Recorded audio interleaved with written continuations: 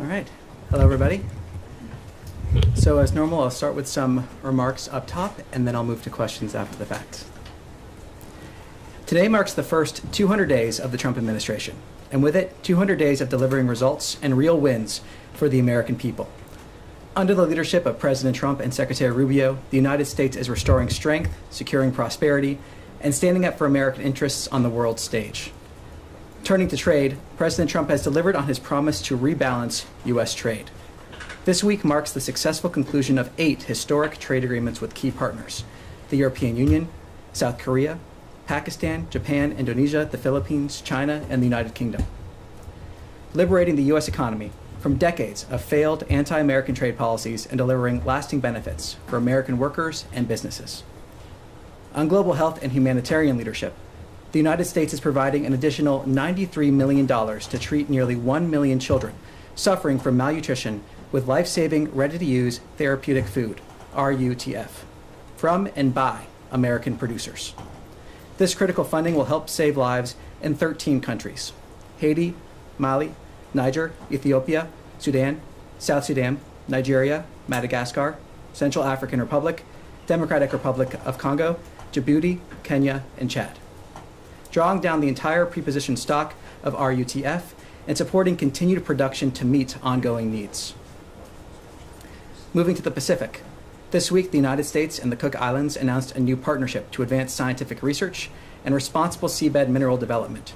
As a regional leader, the Cook Islands is at the forefront of sustainable exploration, and the United States is proud to support this shared vision for innovation and mutual prosperity.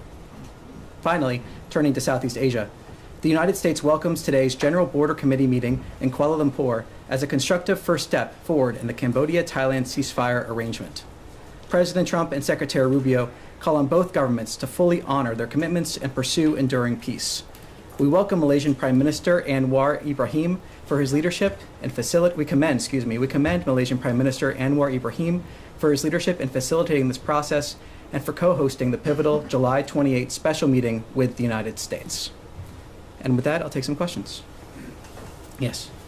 Thank you, Tommy. My name is Ali Barada from Al-Sharq Al-Awsat newspaper, and my question is that Lebanon's government today took a very critical decision regarding disarming Hezbollah and to accept, in fact, the U.S. proposal to solidify the cessation of hostilities with Israel.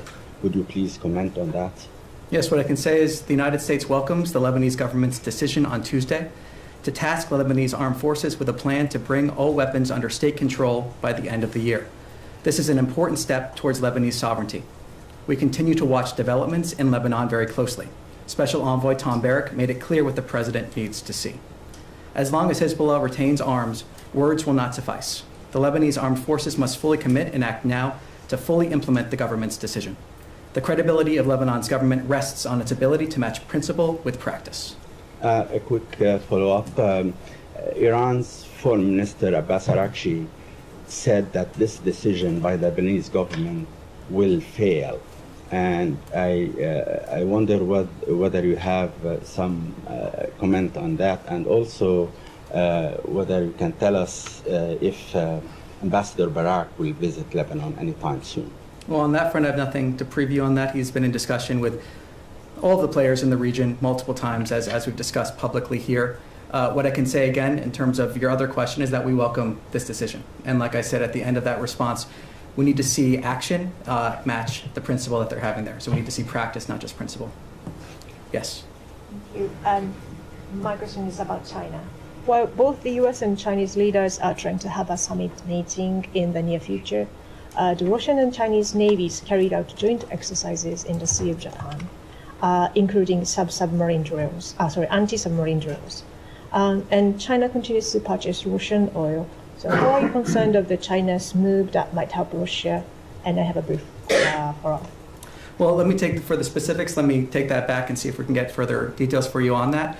What I can say, though, is we've been clear about how the United States views itself as a Pacific nation. We are a Pacific nation. We've seen the highest levels of engagement with our allies and partners across the region. The fact that we stand with our allies and partners across the region, both the Secretary, of course, going to the region, but other high-level delegations from this department over just the last few weeks. So we've seen that engagement, we've seen that commitment here, and that engagement will continue.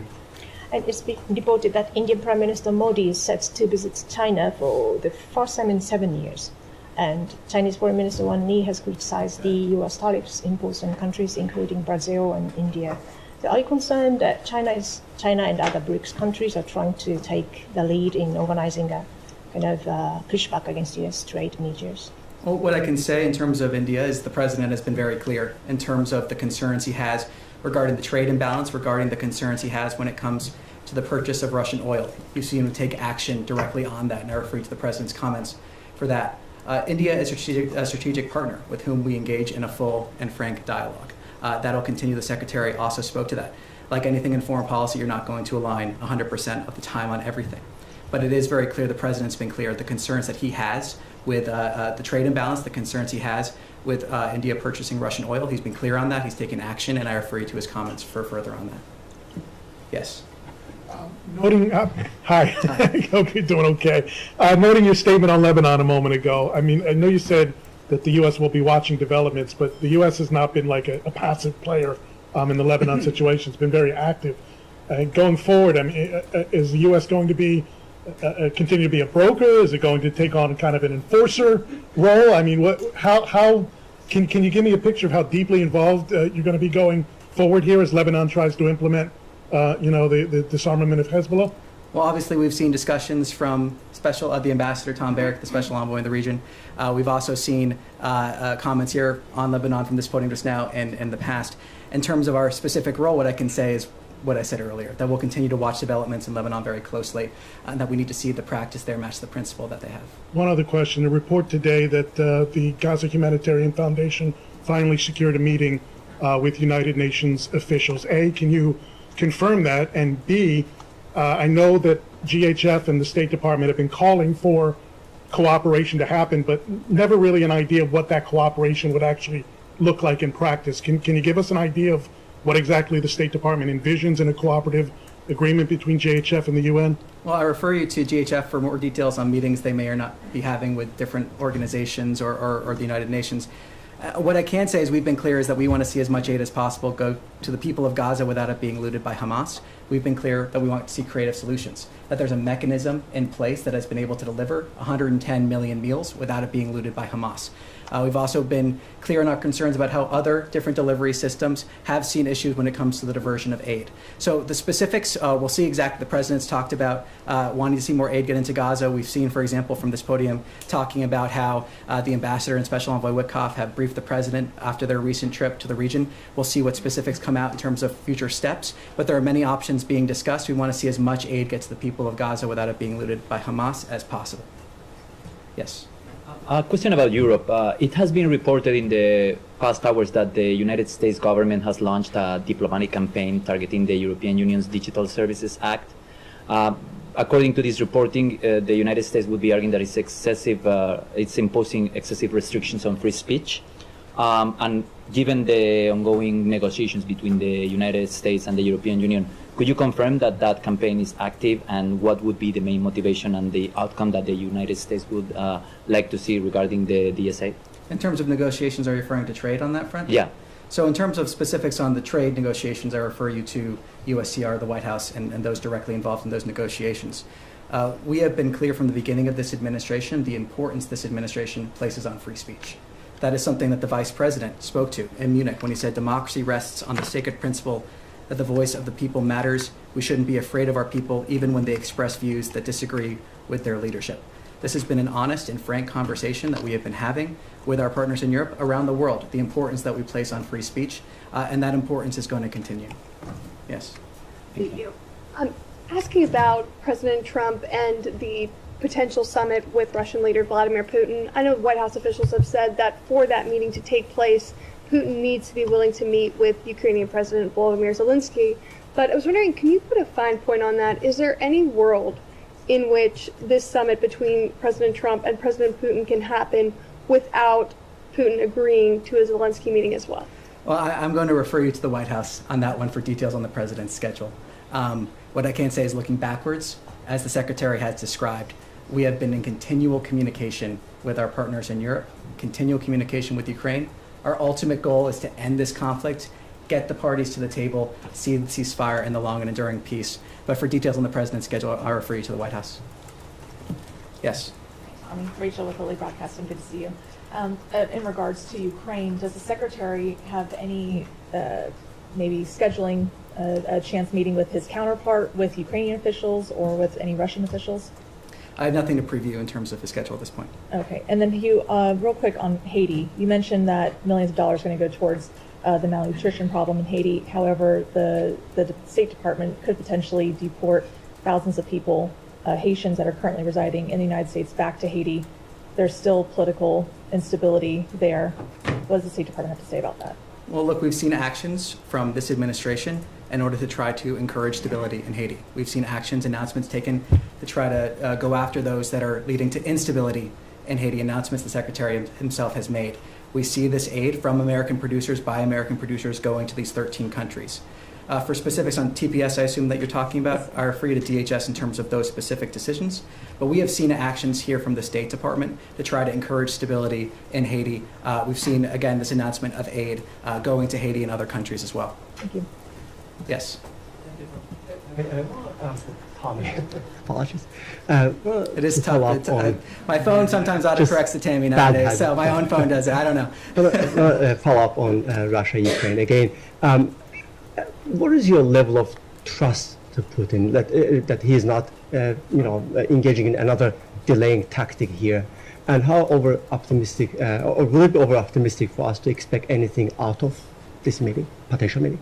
Well, it's not a question of trust, it's a question of actions. The president has described how he's been disappointed in the actions that we have seen from Russia over recent weeks. He's talked about seeing actions, not just words.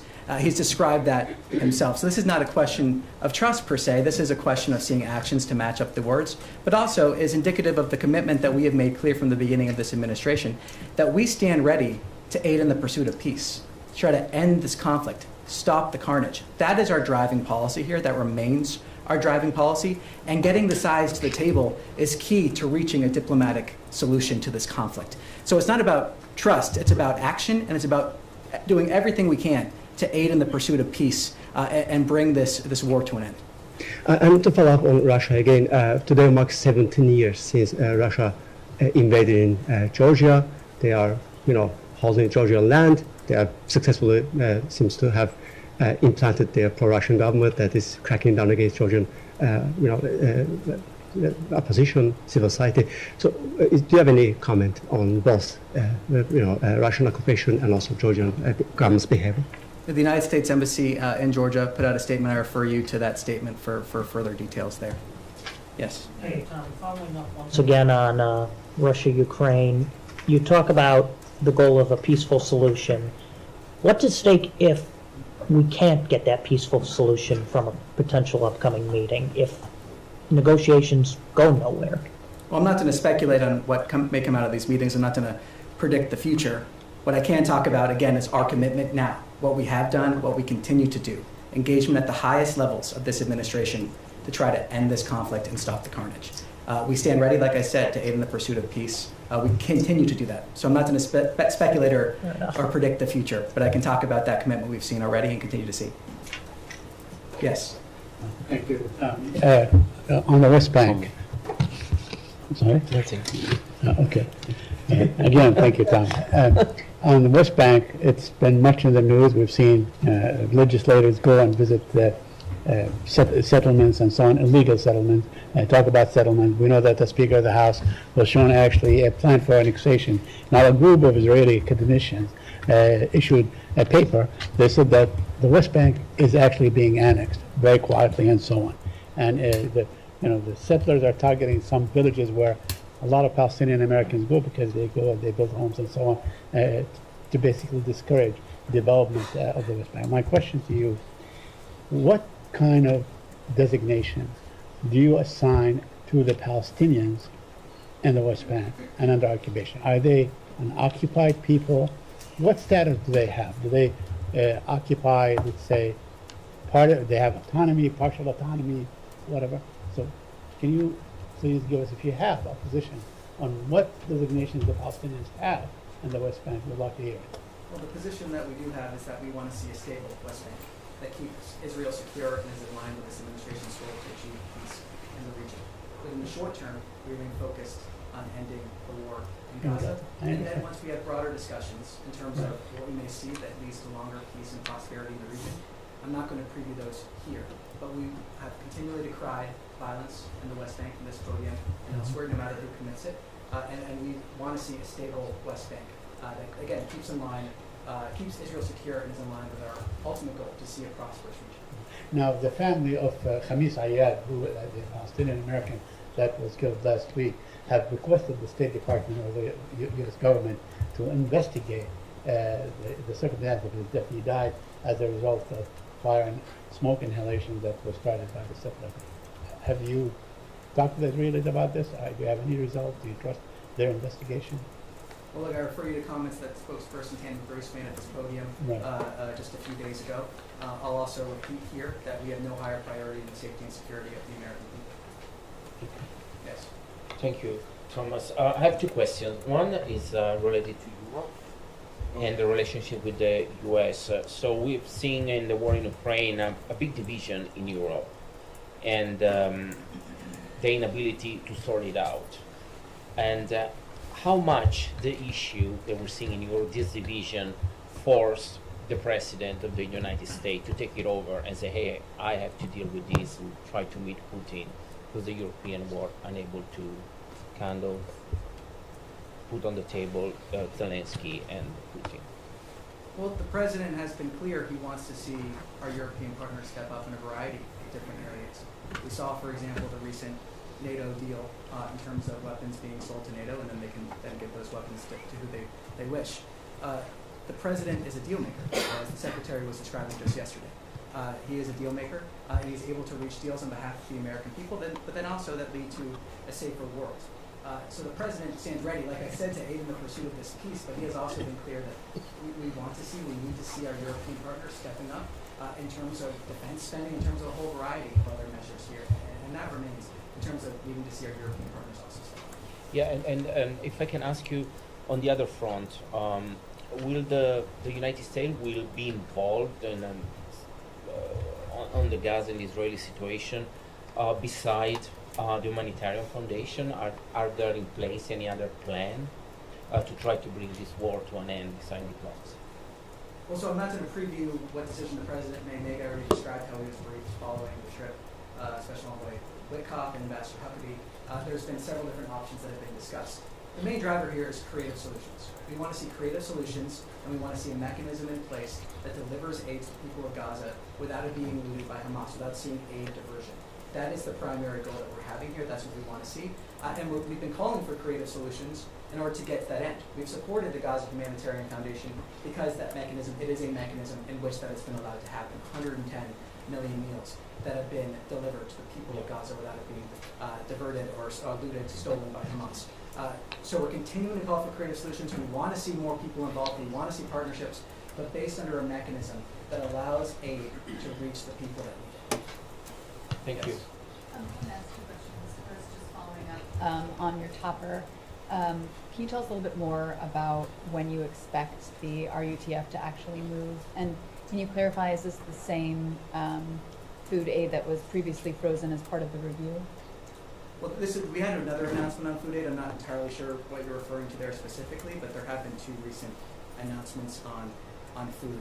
What I can say in terms of this proposal is that this proposal is for 11,285 additional metric tons of RUTF under this award. In terms of these commodities are currently held in warehouses operated by the RUTF, and they're produced by producers in Rhode Island or Georgia. The details of this specific procurement are sensitive. It is ongoing. We've announced this intent to have the $93 million worth of drawing down and an additional procurement. When we have additional information in terms of exact timing.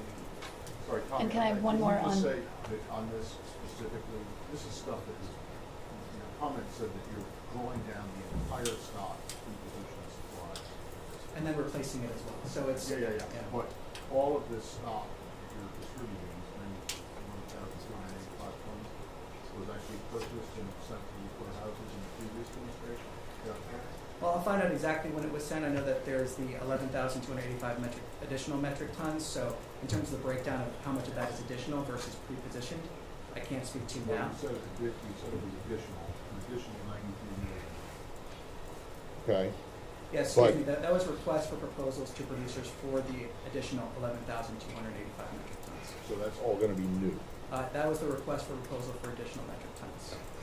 That is what I have here in terms of making sure I get you the exact specifics on the numbers. I just want to know if this is food assistance that this administration has put into these warehouses, or if it was food assistance that was put in under the previous administration, some of which, as we know, was destroyed. Yeah, so as I was going through the numbers, I do have a breakdown here. The benefit of having some notes here. So the entire pre-positioned stock of RUTF is 1,209 metric tons, but the funding will also be used to order the production of an additional 11,285 metric tons. Thank you. Can I follow up on one? Now that the Israeli Prime Minister has confirmed in a Fox interview his intention to occupy all of Gaza, can you speak a little bit more on the U.S. position on this? Do you see this as a way that is helpful to secure the release of the hostages still being held there and to see humanitarian aid flow? Well, what I can speak to is our policy and our initiatives here. And our three focuses, as the Secretary outlined yesterday, remain getting humanitarian aid into Gaza without it being looted by Hamas, remains seeing the hostages released, and remains making sure that Hamas cannot continue to exist, because there can be no long-term prosperity with Hamas as a governing force or otherwise within Gaza. So that's what our policy is, that's what our focus is, that's what I can speak to. For further details on Israel's policy, I would refer you to the government ministry. Yes. Yes, thank you, Tommy. I wanted to follow up on my colleague's question about India, because I understand we've certainly heard, as you mentioned, the president's frustration and upset about India purchasing Russian oil, but we've seen a longer-term tension, it seems, rising in U.S.-India relationship. We saw Indian officials back in May who were upset about the president talking publicly about a role in having brokered a ceasefire between India and Pakistan. We saw the meeting with the Prime Minister of India that was supposed to take place at the G7 in June canceled because the president had to leave early to return to Washington, and now this tension over tariffs. Is there a concern from this department or the secretary about an overall worsening in the relationship with India and the potential for India to be turning more to China and away from the U.S. at a time when the U.S. looks to India, has been looking for many years to India as a partner? Well, what this is about is an honest, full, and frank dialogue about real concerns that this administration has, that the president has outlined very clearly, addressing those concerns through his actions. He's spoken about them, whether it's about purchase of Russian oil, whether it's about the trade imbalance. Addressing those concerns is important, and that's part of what it means to have a frank dialogue, to address those concerns that you have, and then hopefully have conversations to see those concerns addressed. So the president's been very clear. His concerns about what he has seen from India speak for themselves. He's truth multiple times about it. But ultimately, this is about a frank and full dialogue, and that's what it means to advance American interests. That's what it means to really have full diplomatic dialogue with partners to address concerns that we need to see addressed. Can you come to the back of the room? Yes. Thanks. Earlier today, President Truth, and this is how we call it, Truth, that he was hoping that all Arab nations would join the Abraham Accords. Do you have concern that Israel's decision to take over Gaza completely will, if not delay, really kind of jeopardize the ability to move forward with the Abraham Accords? Well, I'm not going to predict the future or speak for the opinions of other governments. What I can say is that President Trump is a deal maker. President Trump wants to see peace and constructive dialogue. He knows how to make a deal. He knows how to bring people to the table. That has been evident both in the previous administration when we saw at the beginning of the Abraham Accords, and now the Abraham Accords then being something that many people thought would not have been possible, and yet he still was able to accomplish that. with many different nations joining the Abraham Accords. So I think what's clear is that the president can accomplish what many people think is not possible. I'm not going to predict the future or speculate on how others may view certain actions, but the president remains committed on this. He's made that clear. Yes. Thank you. In his interview yesterday, Secretary Rubio made it clear that of Russia and Ukraine, the U.S. would have to bring them close enough in order for a meeting involving President Trump to be worthwhile and productive. As of right now, are they close enough? Well, I'm not going to get ahead of what the White House may announce here. I mean, ultimately, the Secretary laid out saying that was one of the things that they were discussing here when we're looking towards a potential meeting or other sort of engagement. So I will leave that to the White House or the President to decide when that happens and take his lead here. And it is a credit to his leadership that we've seen the engagement we have seen, parties come to the table when they have come to the table, and the further engagement to try to pursue peace here. Assuming they are not close enough and there is no ceasefire in place by tomorrow, which was the previously stated deadline in order to forestall sanctions by the U.S., are sanctions going to be imposed tomorrow, either secondary or in the other two? A lot of speculation involved there. I'm not going to speculate. It's a pretty hard deadline by the president, and administration officials have indicated they were expected to be put in place. Well, as you said, assuming, that's kind of where I draw the line in terms of speculation.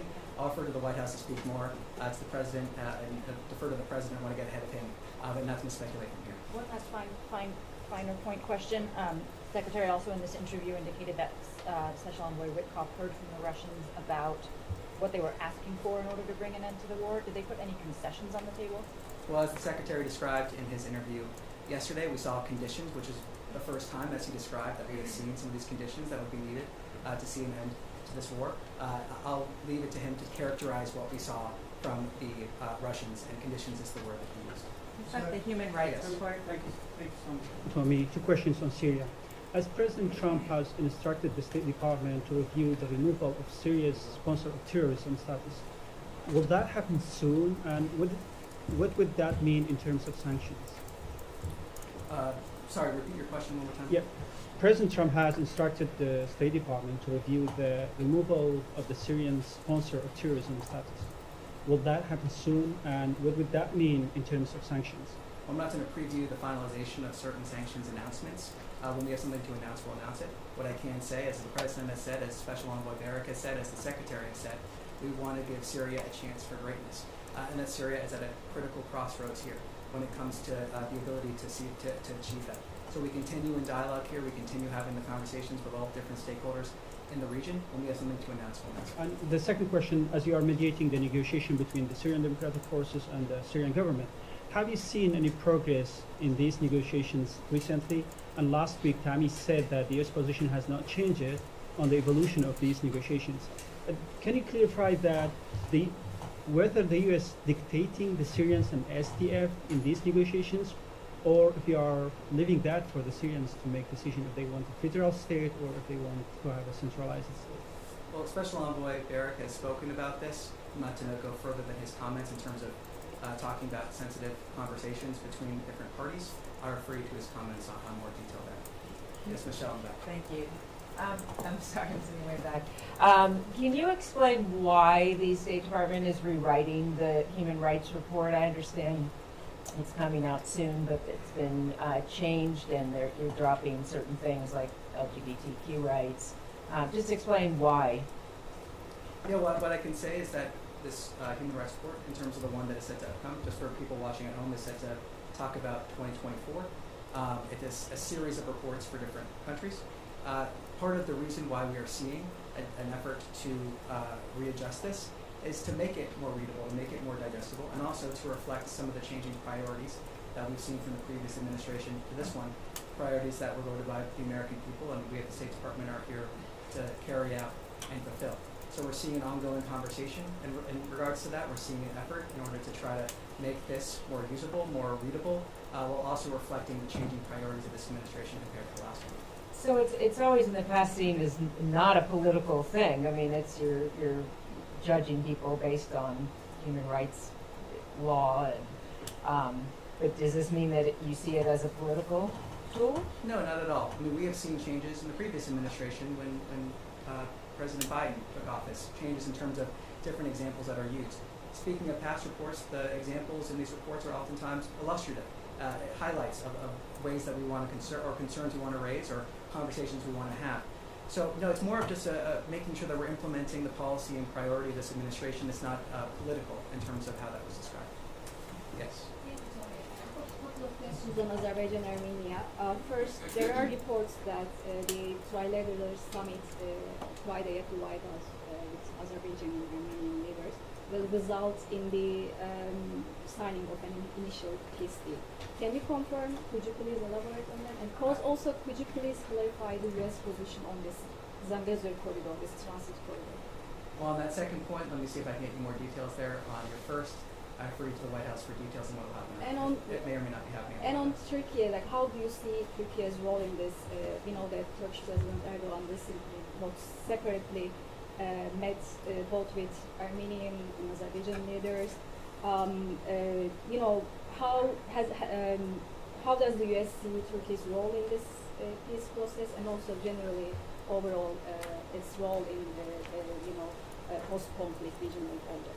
Well, what I can say is that both the President and the Secretary have said we hope to see, speaking in general, some sort of agreement soon. They both said that multiple times. The Secretary often talks about this when he has the opportunity. When there's something to announce, we'll announce it. In terms of the specifics of how that looks, when we have something to announce in terms of specifics, I'm not going to speculate or get ahead of those announcements at this time. Yes. Yes. Oh, thank you so much. My name is Rodana from Power Agency. U.S. Ambassador to Uzbekistan, Mr. Jonathan Hennick, said that it's the best time for Donald Trump to visit Central Asia. I know you don't speak for President, but this year is 10th anniversary of C5+1 platform, where Central Asian 5 countries engage with United States to make the relationship more fruitful. So do you have any plans to do for this year, because it's already August and we have like 3 months left? Anything planned for United States and Central Asia cooperation? Well, nothing to preview at this point in terms of scheduling that. Yes. Thank you. My name is Nazira Karime. I'm Afghan journalist. I have 2 questions, sir. One question is any update about U.S. policy toward Taliban regime. Number 2, Foreign Minister of Taliban had a plan to visit Pakistan. There is rumor that United States stopped him, prevented his visa. Is it true? And my second question, President Trump said we are going to help Afghan allies to come to the United States, the people who has a SIV visa. Which kind of help U.S. authority will prepare for them? Because a lot of them waiting in Doha, Qatar, Abu Dhabi, Pakistan, and different part of country. So a couple questions there. I believe on your second regarding Pakistan, I'm not going to comment on rumors from this podium. Visas. Yes, so I'm not going to comment on rumors from this podium. In terms of your question on SIVs, we see a continual processing of SIVs. That processing has continued. That has continued for many, many years. We have seen that because of the initiative that President Trump was talking about. So the SIV processing has continued. We expect that to continue, but also we're seeing many hundreds of those visas being processed as we go forward here. So nothing further beyond that. The processing for SIVs for Afghans has continued. Thank you. Yes.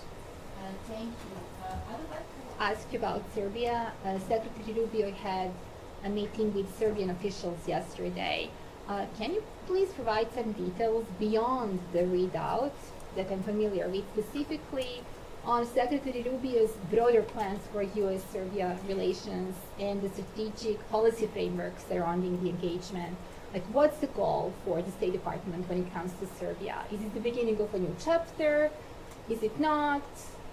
What do you have for me? Well, nothing further to provide beyond the readout, so I'll refer you to that readout for further information. And with that, that's all I have for today. Thank you.